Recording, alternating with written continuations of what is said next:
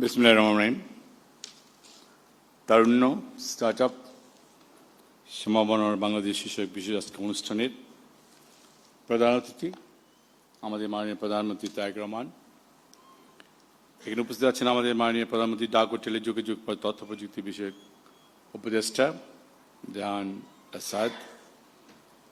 এখানে উপস্থিত আছেন আমাদের তথ্য যোগাযোগ প্রযুক্তি বিভাগের ভারপ্রাপ্ত সচিব মামুনুর রশিদ ভূঁইয়া। এখানে আছেন আমাদের ঢাকা বিশ্ববিদ্যালয়ের মাননীয় উপাচার্য ডক্টর AVM আবাদুল ইসলাম। সম্মানিত অতিথিবৃন্দ, শ্রদ্ধেয় শিক্ষক মণ্ডলী, উপস্থিত উদ্যোক্তা, স্টার্টআপ প্রতিষ্ঠাতা ও আমার প্রিয় শিক্ষার্থীগণ এবং সুধী মণ্ডলী, আসসালামু আলাইকুম।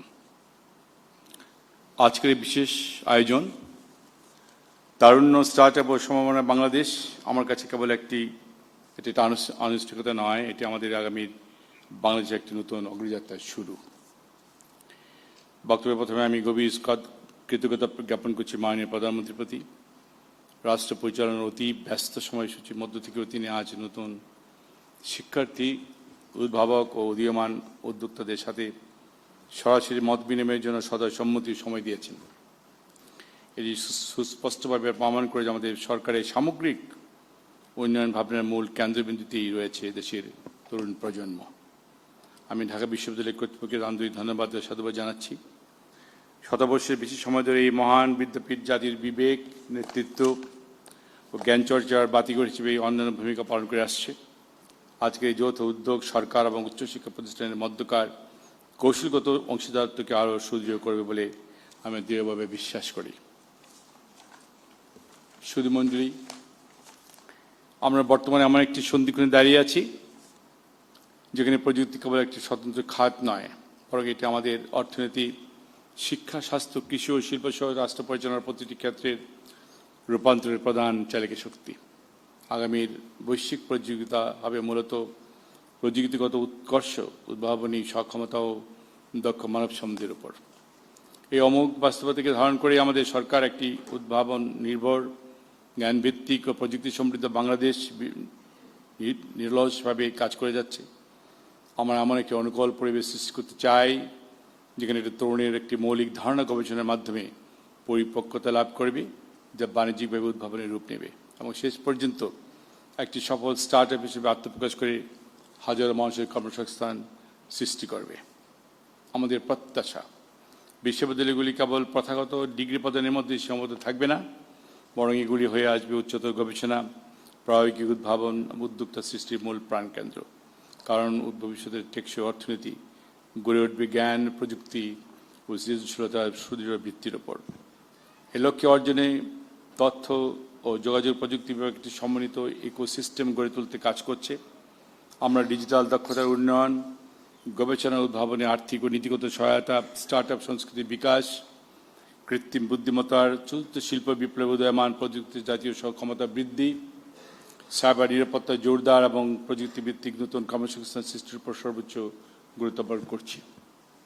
প্রিয় শিক্ষার্থীবৃন্দ, বাংলাদেশের সবচেয়ে বড় সম্পদ ও শক্তি হল আমাদের তরুণ জনগোষ্ঠী।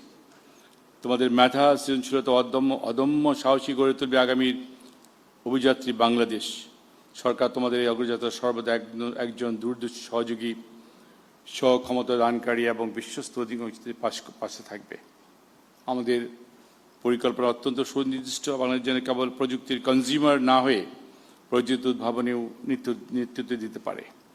আমাদের তরুণরা কেবল চাকরির পেছনে ছুটবে না, বরং নিজেরাই নতুন কর্মসংস্থানের সুযোগ সৃষ্টি করবে।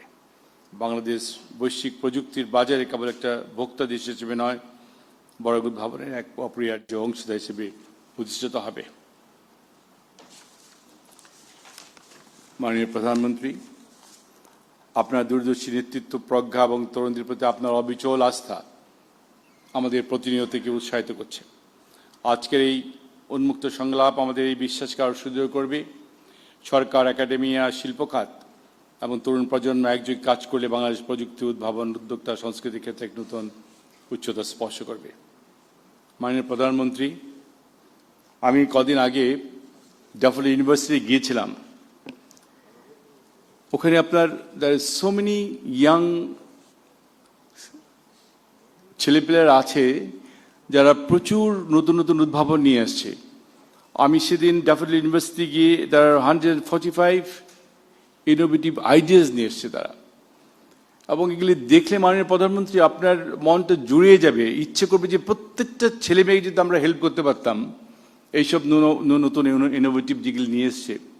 আজকে এখানে দেখা যাচ্ছে যেসব বিশেষ করে আপনার মসকিউটো বেসড, এগ্রিকালচার বেসড এবং অ্যাম্বুলেন্স নিয়ে যারা কাজ করতে চায় এদেরকে কিন্তু আমাদের এগিয়ে আসতে হবে।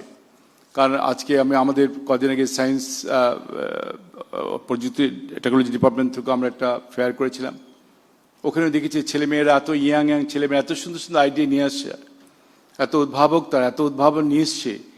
আমাদের কিন্তু সরকার আমাদের এগিয়ে আসতে হবে, মাননীয় প্রধানমন্ত্রী অ্যাগ্রেসিভ ওয়েতে আমাদের আসতে হবে, আমাদেরকে হেল্প করতে হবে এই নতুন জেনারেশনকে।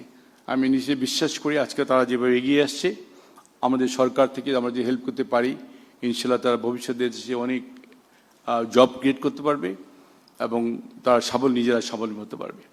তো আমি আর কথা না বাড়িয়ে আমি সবাইকে গৌরবময় বাংলাদেশ গড়ে তুলি, সেখানে মেধাই হবে প্রধান সম্পদ, উদ্ভাবন হবে আমাদের সংস্কৃতি, প্রযুক্তি হবে সমৃদ্ধি নিয়ামক, তারুণ্য হবে জাতির অভিজাতার অবিনাশী শক্তি। ধন্যবাদ সবাইকে। আসসালামু আলাইকুম।